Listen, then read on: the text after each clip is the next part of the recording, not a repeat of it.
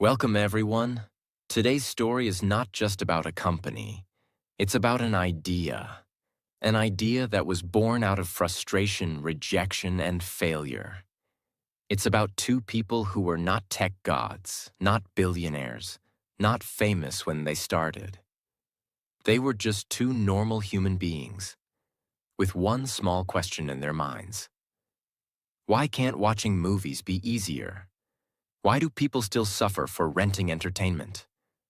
This simple frustration turned into a quiet revolution. This quiet revolution destroyed Blockbuster, one of the biggest movie companies in the world. And from that destruction, a new empire was born: Netflix. In this video, we are going deep, very deep, into the full, real, and detailed story of Netflix. We will cover everything: how it started with a $40 late fee, how people laughed at the idea, how the founders were rejected and insulted, how they nearly went bankrupt, how they offered their company to Blockbuster and were humiliated, how they came back with a silent plan that destroyed the giant, and how they became one of the most powerful companies on Earth, changing the way the entire world watches movies. This is not just a business story. This is a story of revenge without violence, obsession without fame, building in silence while everyone doubted you, turning rejection into motivation, outsmarting those who once laughed at you. So if you're someone who has ever been told, your idea is stupid, you can't do this, no one cares what you're building, then stay with me, because this story is going to prove something powerful to you. You don't need to be loud to win. You just need to be consistent, patient, and quietly obsessed. This story isn't just for motivation. It's also great for your English. You'll hear real vocabulary about business, risk, emotion, and success in easy and clear English. You'll learn how to understand big ideas like rejection, obsession, growth, innovation, mindset. Every sentence in this story is written to help you improve listening skills, learn sentence structure, build confidence in understanding English naturally. And because it's told like a movie, you'll stay engaged, and that helps your brain remember English longer. So if you're learning English, this story will help you grow fast, without feeling like you're studying. Now, let's begin the full journey. Here is part 1 of the true, detailed, and powerful story of Netflix. Part 1. The $40 mistake that started a revolution. In 1997, a man named Reed Hastings returned a rented movie to Blockbuster, the most powerful video rental company in America at the time. But he was late, and Blockbuster charged him $40 in late fees. Now imagine this. Reed was not poor. He had money. He was a software engineer. He was educated.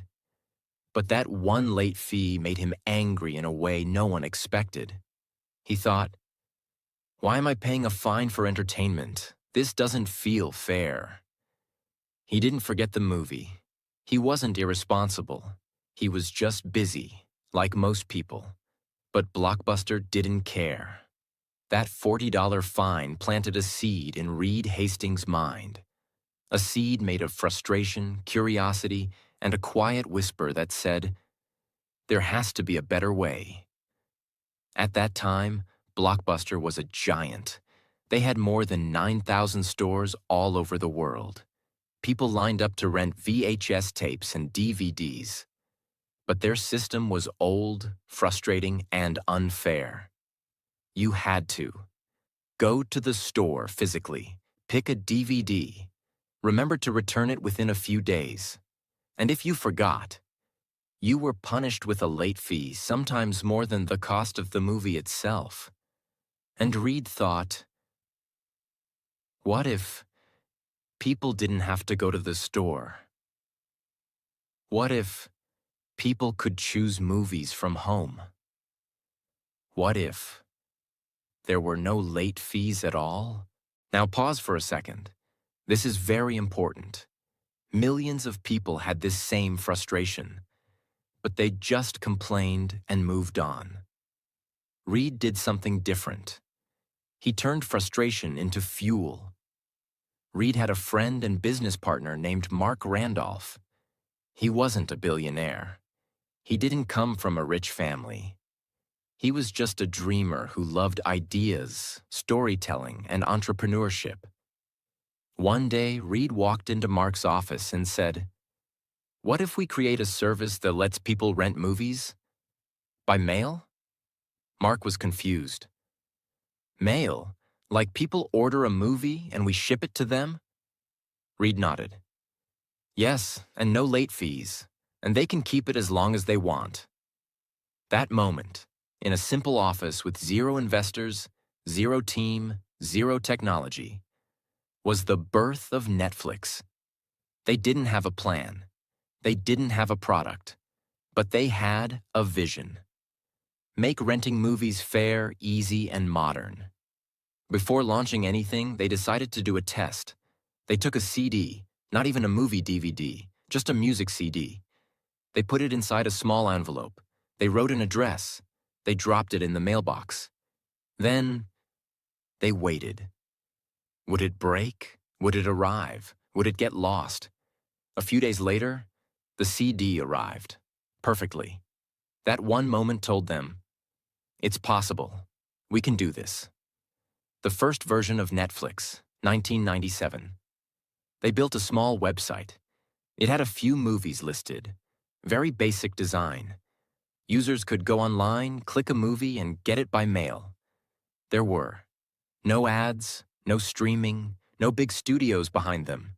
Just 2 men, a few employees, and a vision. They named it Netflix, a combination of internet and flicks, slang for movies. It was simple, strange, and new. People didn't trust it at first. Why would I rent a movie from a website? I already have Blockbuster. But Netflix didn't stop. They knew something Blockbuster didn't. The future is not about punishment. It's about freedom. In 1999, Netflix made a bold move. They introduced a monthly subscription plan. Instead of paying per movie, users could pay a small monthly fee, rent as many movies as they wanted, keep them as long as they liked, and return them when they were ready. No late fees. It was unheard of. Nobody in the video industry was doing this. But it solved a huge problem. And slowly, the world started to listen. At this stage, Blockbuster was still laughing. They were making billions from late fees. They thought Netflix was a toy, a joke. But Netflix was growing, not loudly, not quickly, but quietly, one customer at a time. People who tried it loved it, because it was simple, kind, and modern. And this quiet storm was about to become a massive wave. By the year 2000, Netflix was growing, but very slowly. They had a loyal base of customers who loved the subscription model. They were sending DVDs by mail every day. People appreciated the no late fees, the freedom, and the comfort of choosing movies from home. But behind the scenes, Netflix was bleeding money. They were spending more than they were earning. They had warehouses to manage. They had to pay for shipping, employees, servers, customer service. But they weren't profitable. They were losing millions of dollars. He knew Netflix was doing something great. He believed the world would change. But time was running out. They had no backup if they failed, and no one wanted to invest. So one day, Reed made a bold decision. He walked into Mark Randolph's office and said, "Let's offer to sell Netflix."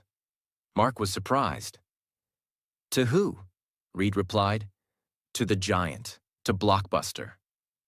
That was the moment that would change everything. Reed and Mark booked a meeting with John Antioco, the CEO of Blockbuster. This was a huge deal. Blockbuster was worth billions. They had over 9,000 stores in more than 20 countries. They were making money from every direction: rental fees, snacks, video games, and especially late fees. Netflix? Just a startup with losses. But Reed believed that if Blockbuster understood the vision, they would join forces. He thought, what if Netflix became the online arm of Blockbuster?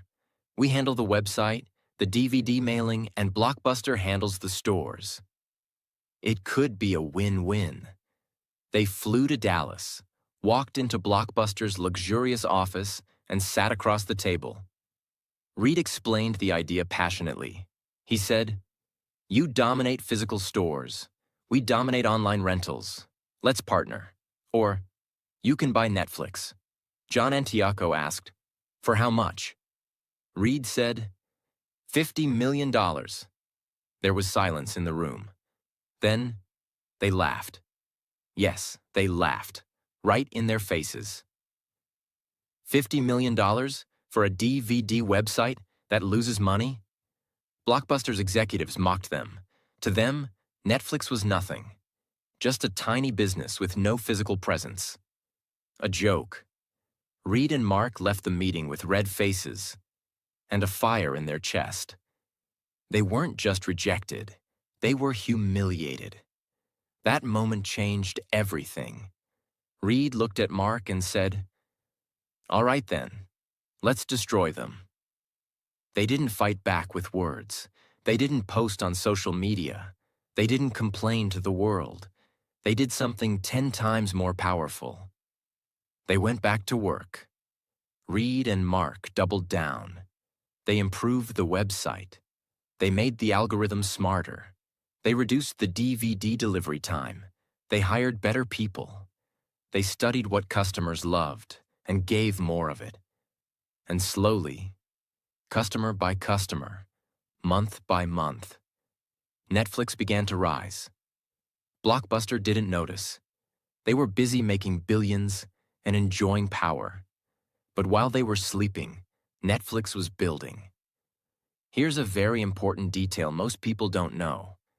Netflix introduced something that changed everything. A movie recommendation algorithm. In simple words, the Netflix website would watch what you rented, learn your taste, and suggest movies you would probably love. This made people stay longer on the website. It made choosing easier. It made Netflix feel personal. It wasn't just a DVD company anymore. It was a data-driven entertainment experience. And that one innovation made users feel seen, understood, and valued. By 2003, Netflix had crossed 1 million subscribers. People were loving the convenience. No more driving to the store. No more late fees. No more waiting in lines. Blockbuster started noticing the shift. They saw their revenue shrinking, but they still believed Netflix was temporary. To them, Netflix was a mosquito, not a threat. So what did Blockbuster do? They launched a copycat, Blockbuster Online. But it was too late. Netflix already had years of data, loyalty, and a better system. And most importantly, Netflix had no ego.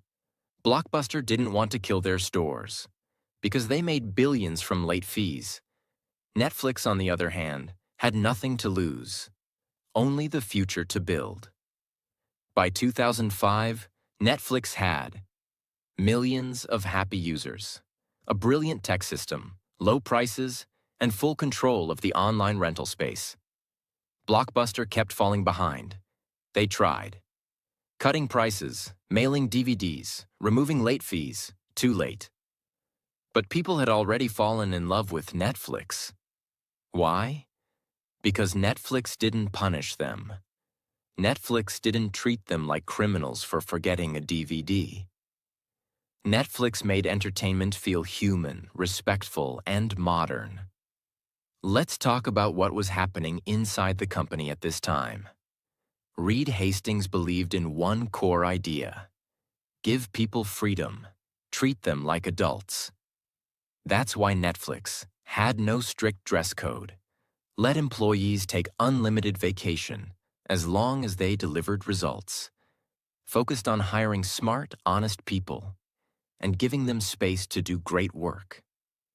This company culture created trust, innovation, and speed.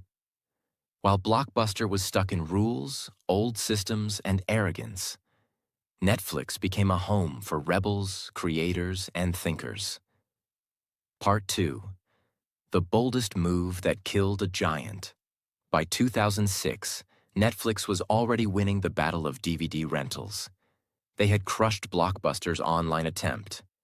They were reaching millions of subscribers, and their system, built on freedom, personalization, and no late fees, had become a silent movement. But Reed Hastings was still not satisfied. Yes, Netflix had grown. Yes, they had loyal customers. But Reed saw something that almost no one else saw at the time. He saw the end of DVDs. He saw the beginning of something invisible. He saw the future.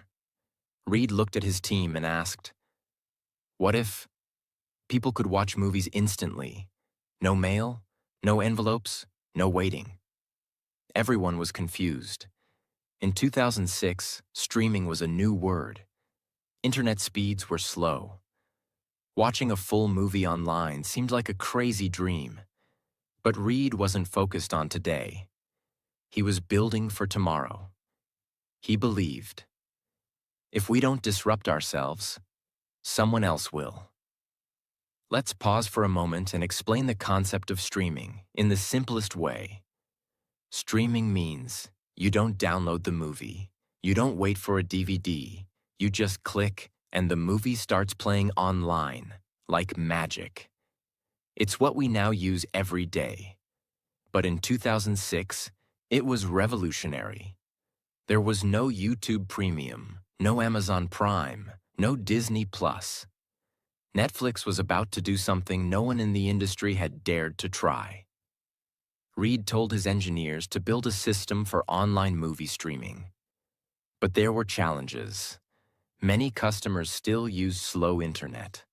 Movie studios didn't want to give online rights. No one had done this before at scale. Netflix took a risk. They invested millions in streaming technology. They started negotiating with studios to allow their films online. They trained their users to try watching online instead of waiting for mail. And in 2007, Netflix officially launched instant streaming. Some customers were excited. I can just click and watch? That's amazing. Others were confused. What if my internet is slow? What if the movie stops in the middle? Netflix knew this would happen. They weren't expecting overnight success, but they were betting on one powerful truth. The future always starts small. The internet would get faster, laptops would improve. People would eventually prefer convenience over physical media.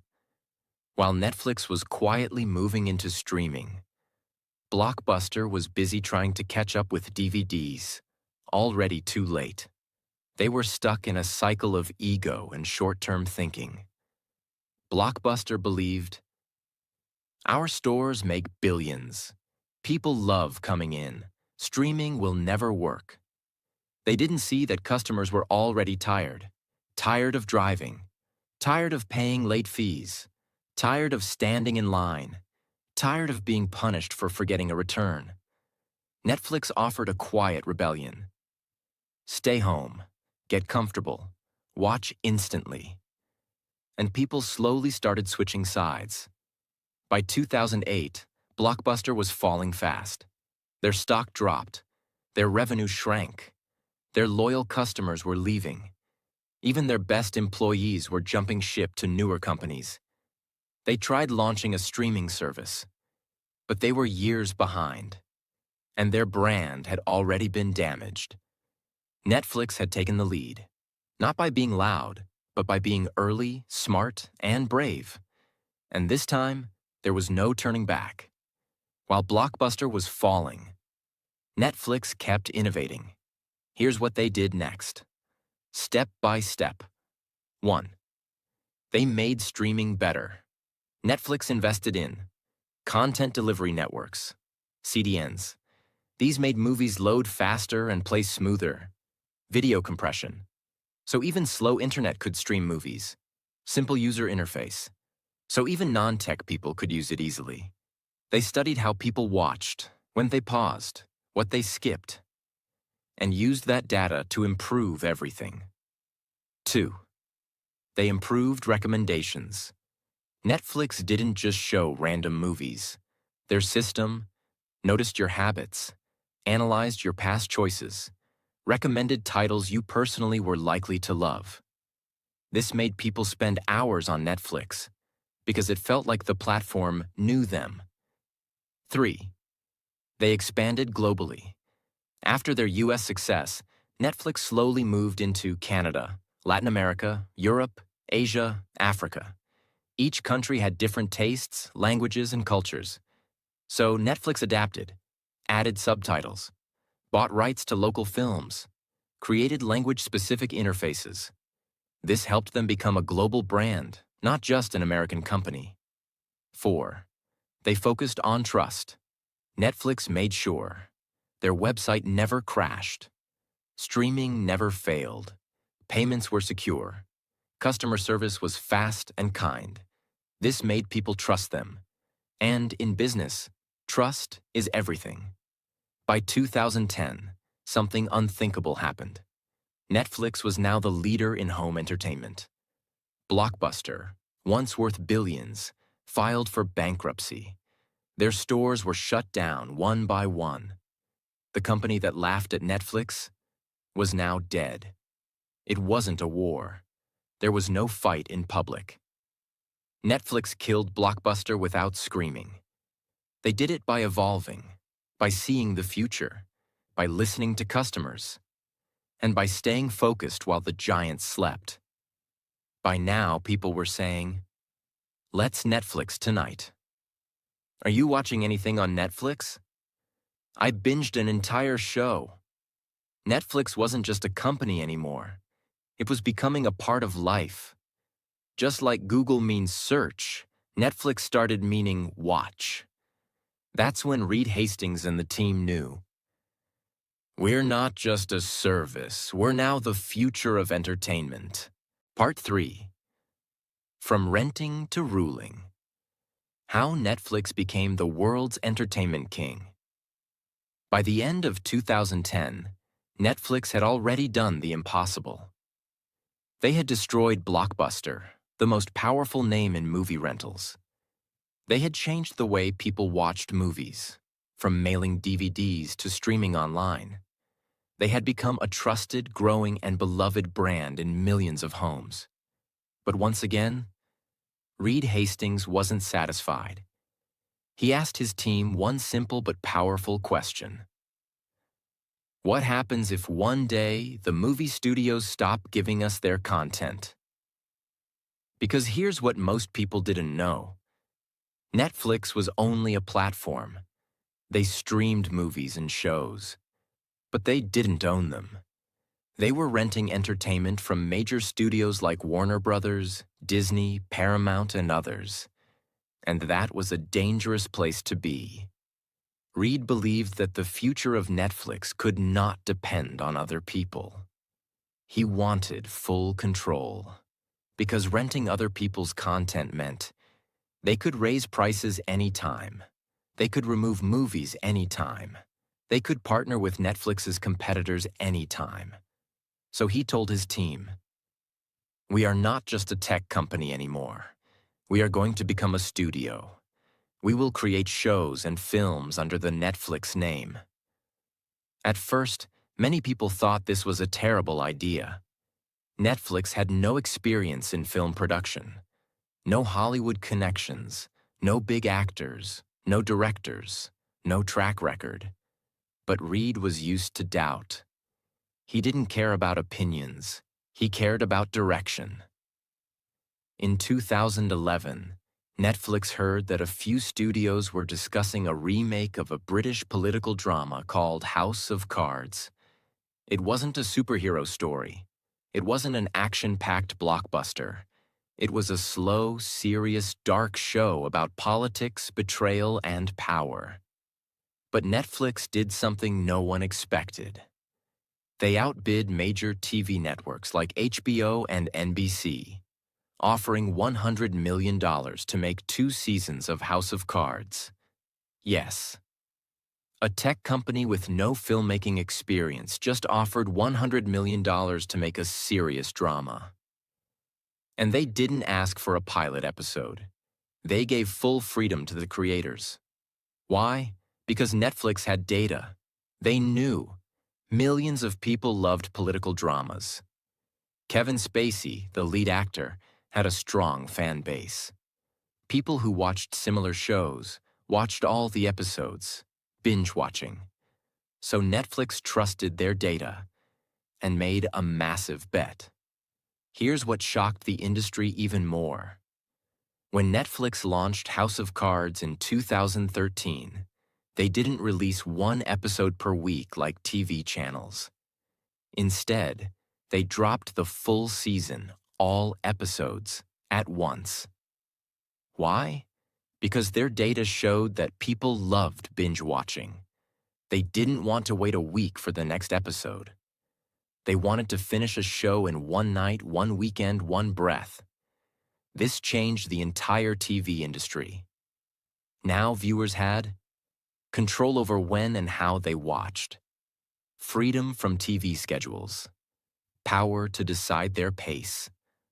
House of Cards became a global hit. It won Emmy Awards, got amazing reviews, and gave Netflix credibility as a content creator. For the first time in history, a company that started with DVDs was now creating high-quality, award-winning shows on its own platform. This moment was a turning point. After House of Cards, Netflix moved fast. They built studios. They hired experienced producers. They signed deals with actors, writers, and directors. They created a new brand inside Netflix called Netflix Originals. This meant, this show or movie is made by us, belongs to us, and can only be found on Netflix. And that's when things exploded. Here are just a few of the shows that Netflix created in the next few years, each one becoming a global sensation. 1. Stranger Things, 2016. A sci-fi mystery about missing kids in a secret government lab. It had nostalgia, thrill, monsters, and heart. Made actors like Millie Bobby Brown global stars. Built a massive fan base across all age groups. 2. Narcos, the true story of Pablo Escobar, told like a crime documentary. Action, drugs, money, power, politics. A perfect mix of storytelling and real history. Loved by both English and Spanish-speaking audiences. 3. Money Heist, La Casa de Papel, a Spanish-language heist drama. Netflix bought the rights and re-released it with subtitles. It became a worldwide phenomenon. Showed that great content can come from any country, any language. 4. The Crown, a historical drama about the life of Queen Elizabeth II. Expensive, elegant, educational. Showed Netflix's ability to do prestige content. 5. 13 Reasons Why, Dark, You, The Witcher, and many more. Each show brought something new. New emotions, new audiences, new storytelling styles, and each one built Netflix's brand further. Netflix wasn't just making content randomly. They used their own user data to understand what types of stories people loved, see what actors had strong fan bases, learn which genres were missing from TV. This made their content decisions smarter than traditional studios. They were mixing creativity plus data. something old film companies didn't know how to do. By now, Netflix was doing something no one in history had ever done. They were creating shows that were watched in over 190 countries, translated into dozens of languages, streamed by people of all ages, backgrounds, and cultures. People weren't just watching Netflix. They were living inside Netflix stories. Characters became global icons. Soundtracks went viral. Merchandise exploded. Meme culture exploded. Netflix was no longer just a service. It was a global entertainment culture. Before Netflix, the entertainment industry was dominated by Hollywood. But Netflix proved that great stories can come from anywhere. That's why they invested in Korean dramas, Spanish thrillers, German science fiction, Indian originals, African documentaries, Turkish romance series. They gave creators around the world a platform, and the world responded with love. Some incredible global hits included Squid Game, Korea; Sacred Games, India; Lupin, France; Fauda, Israel; Elite, Spain. This global expansion helped Netflix reach more than 200 million paid subscribers worldwide by 2021. They weren't just a company anymore. They were the largest entertainment network on Earth. While traditional studios relied on box office sales, cable TV, advertisements, Netflix focused on subscriptions. Their logic was simple. If we make amazing content that people love, they will keep paying monthly, forever. This model worked beautifully. Why? Because it created predictable revenue. It didn't depend on box office hits. It gave them freedom to take risks. It gave creators artistic control, and it kept customers happy. No ads, no waiting, no nonsense. They made money through loyalty, not interruption. This was revolutionary. Internally, Netflix was building something just as powerful, a culture that attracted top talent. Their employee culture was based on two key values. 1. Freedom, you're trusted like an adult. 2. Responsibility. You're expected to act like a leader. They offered no micromanagement, no vacation tracking, no time clocks, but extremely high expectations. If someone didn't perform, Netflix let them go, kindly but clearly. If someone thrived, they were given more freedom, more impact, more opportunity. This created a team that was fast, smart, fearless, obsessed with improvement.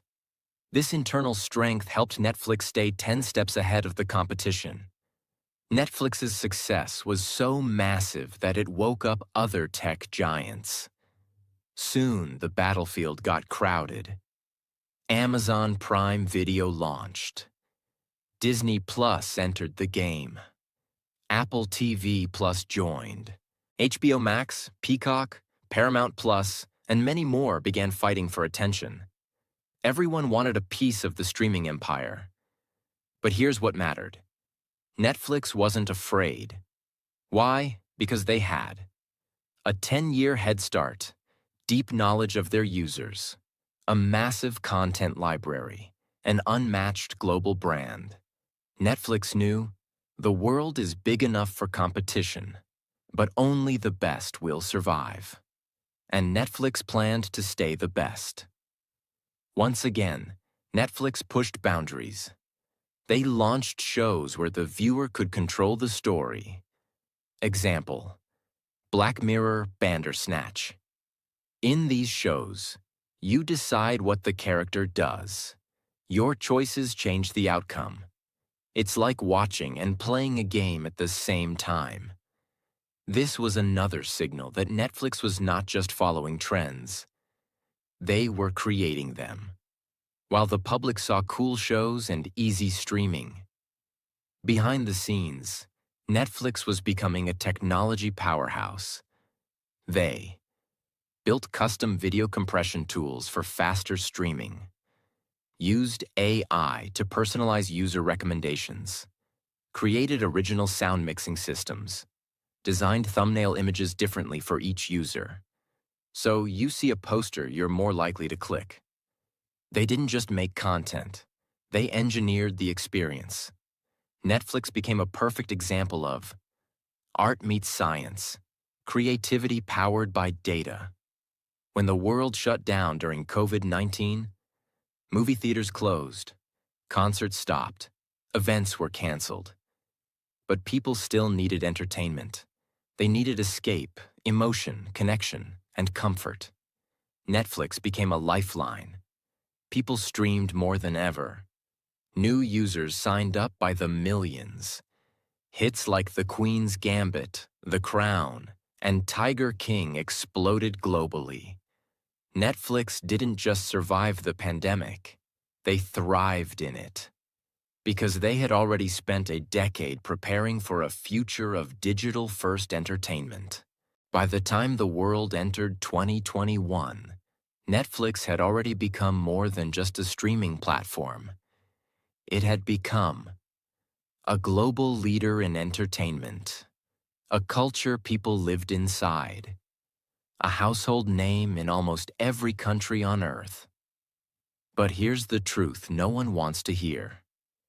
Success creates enemies. Fame brings pressure. And the top is always the loneliest place. In this chapter, you will see the real struggles Netflix began to face. The rise of powerful competitors, internal pressure to keep growing, backlash from critics and governments, public controversies, and how Netflix started to expand into completely new worlds. This is the part of the story where every empire gets tested. By 2021, the battlefield of streaming had changed dramatically. In the early days, Netflix was the only real player. But now, it was surrounded. Let's break down its biggest competitors and why they were dangerous. Amazon Prime Video, backed by Jeff Bezos, bundled with Amazon Prime shipping service. Huge money power, global scale. Invested heavily in content like The Boys, Reacher, and Lord of the Rings. The Rings of Power. Disney Plus, backed by Disney, one of the most powerful media companies in history. Owned Marvel, Star Wars, Pixar, National Geographic. Within 2 years, gained over 100 million subscribers. Family-friendly and filled with nostalgia. 3. HBO Max, known for high-quality content. Game of Thrones, Succession, The Batman. Had strong industry respect, positioned as the premium competitor. 4. Apple TV Plus, Peacock, Paramount Plus, and more. Each had their own strategies. Some focused on news, others on sports. All of them wanted one thing: to take Netflix's crown. For the first time in its life, Netflix wasn't alone anymore. It had to fight, not just for growth, but for survival at the top. The challenge with being number one is this: you can't stop growing, even for a second. Because Netflix had gone public, listed on the stock market, investors wanted more users, more revenue, more shows, more countries, more. Every quarter, Netflix had to prove that more people were joining, that people were staying, that content was working. This put enormous pressure on teams. Writers had deadlines. Engineers had to fix bugs instantly. Executives had to make bold decisions. Fast. The world only saw the glamour. But behind the scenes, it was a pressure cooker. With global fame came global judgment. Netflix now had political pressure, cultural criticism, religious backlash, moral debates, and endless scrutiny. Let's look at some major issues they faced. Content offense. Some groups, certain shows were seen as too violent or too sexual, or insensitive to religion or culture. In countries like India, Turkey, and the Middle East, this became a major issue. Netflix had to balance freedom of expression with local sensitivities.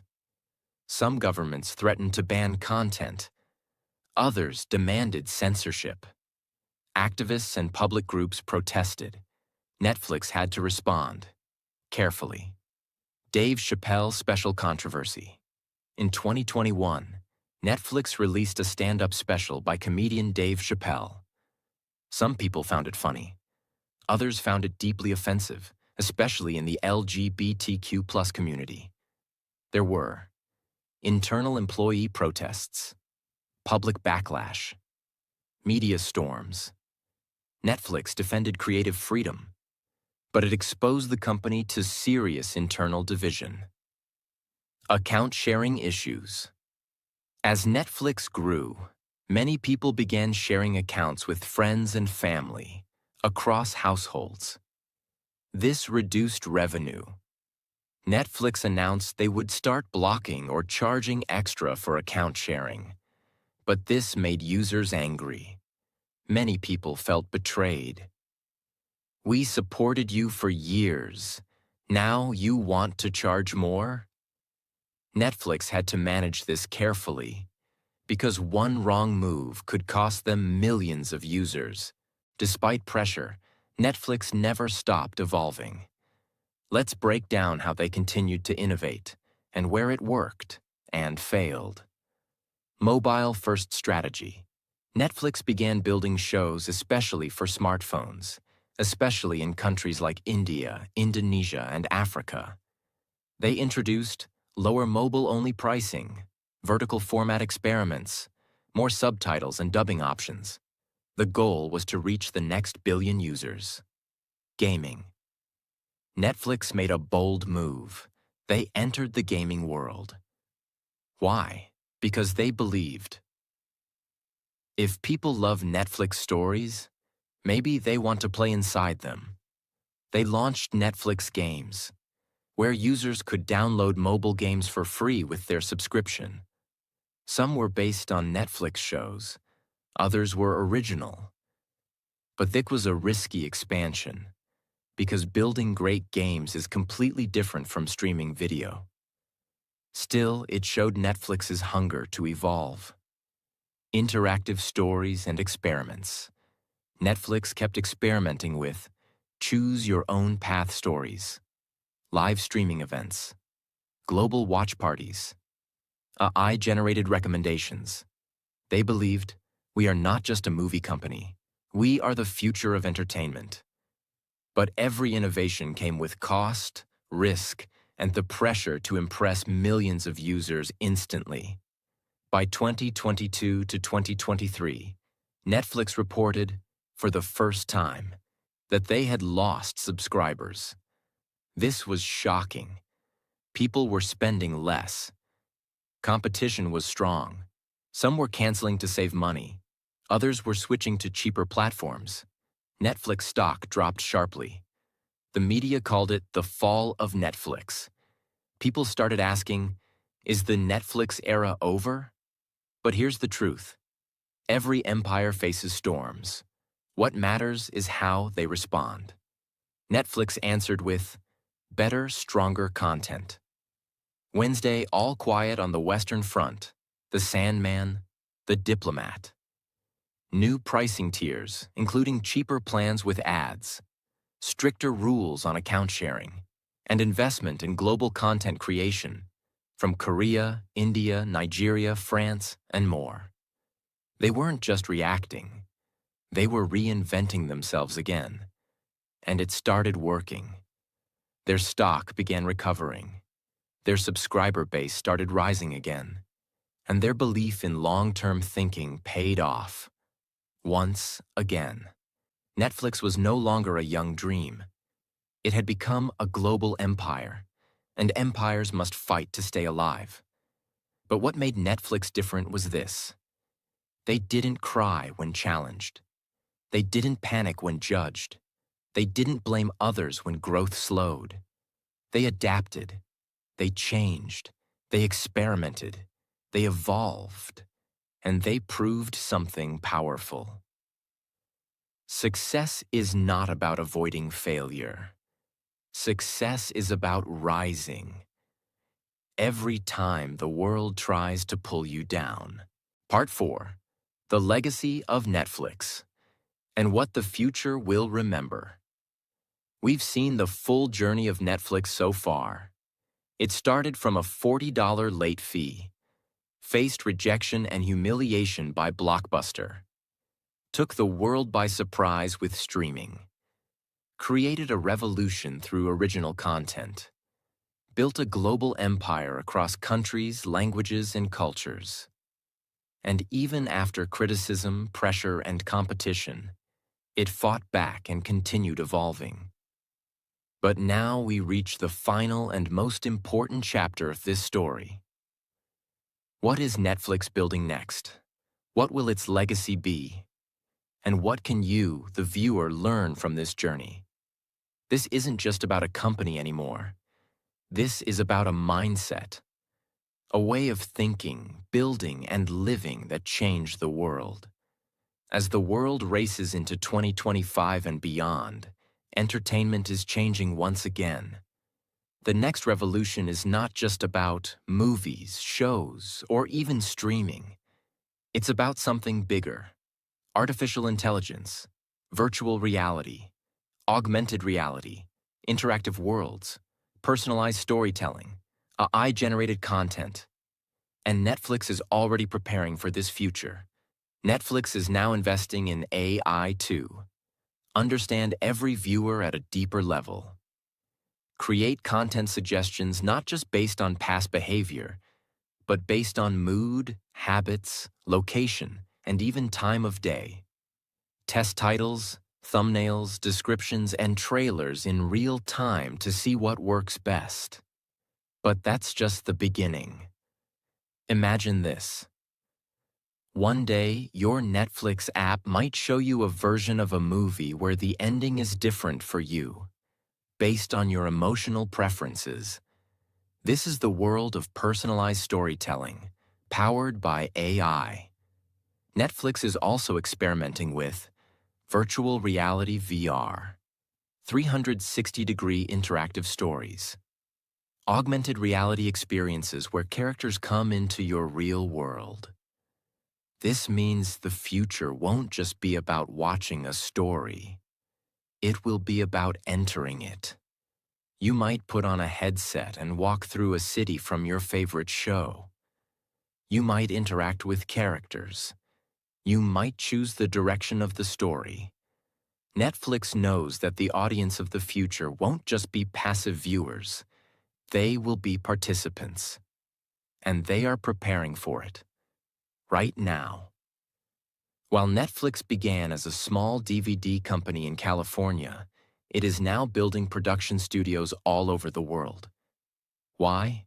Because they believe the next big show won't just come from Hollywood. It might come from Nigeria, or Poland, or Brazil, or India. Netflix is hiring local talent, training new creators, supporting original voices, and bringing local stories to global screens. They are building a future where storytelling is truly global, where every voice has a chance. Netflix has also started programs to train young storytellers. They've launched screenwriting fellowships, animation workshops, documentary labs, support for female directors, programs for underrepresented creators. This is more than charity. It's a long-term bet. Because Netflix knows, if we want great content 10 years from now, we have to plant the seeds today. They're not just buying shows, they're building creators, the emotional core of Netflix's legacy. Behind all the data, all the code, all the deals and dollars, Netflix's story is about something very human. The power of obsession, the pain of rejection, the beauty of long-term thinking, the courage to evolve, even when you're winning. Let's now return to the beginning. To Reed Hastings. He was never trying to be a billionaire. He didn't start Netflix because he wanted fame. He was just a man who got angry over a $40 late fee. But instead of complaining, instead of blaming, instead of quitting. He built something that changed how the entire planet watches stories. That's what makes Netflix special. Now let's take everything from this four-part story and bring it home to your life. Whether you're a student, an entrepreneur, a creator, a dreamer, here are the deep truths Netflix teaches us. 1. Build from pain.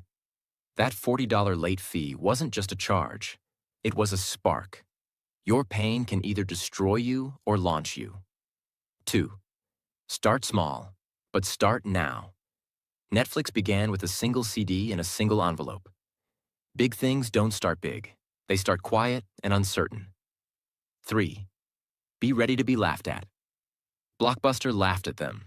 The world called them a joke. Even their families doubted the idea. But Netflix kept going. In silence. 4. Disrupt yourself before others do. They moved to streaming before the world was ready. They created originals before they needed to. They launched global content before anyone asked. Always ask, what's next? 5th, let data support creativity, not replace it.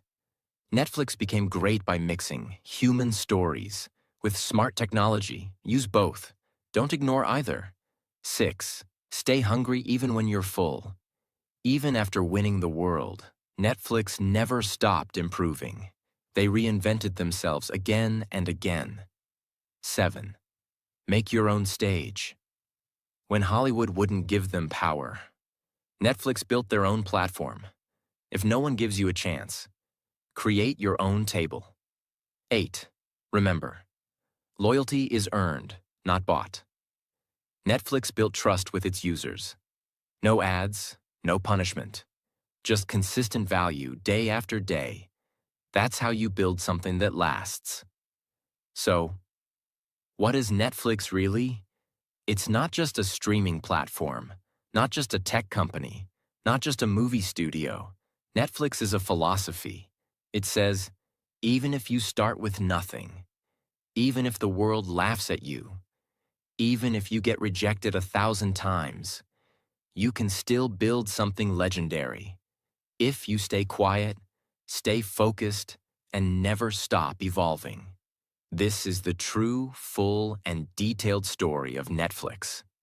From a $40 late fee to over 250 million global subscribers, to changing the way humans experience entertainment forever. Netflix didn't just beat Blockbuster. They beat every excuse. They beat every limitation. They beat every doubt. And now, their story belongs to the world. If you felt inspired, moved, and empowered by this story, share it with someone who's building something of their own. Because you don't need to be loud to change the world. You just need to be clear, committed, and quietly obsessed. Subscribe to this channel. Because here, we don't just tell stories. We tell stories that wake you up, that remind you who you are and who you can become. More stories like this are coming, and you deserve to hear every one of them. So hit that subscribe button, and let's grow together.